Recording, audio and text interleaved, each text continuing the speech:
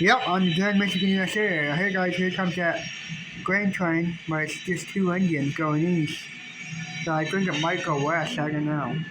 Or back up or something. I don't know what's going on. Hi, yep, Canadian Pacific and Kansas City Southern, CPKC. Two of them. Look at that, two engines, that's cool.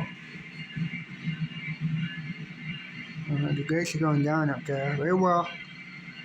Not yet. They will. Any second.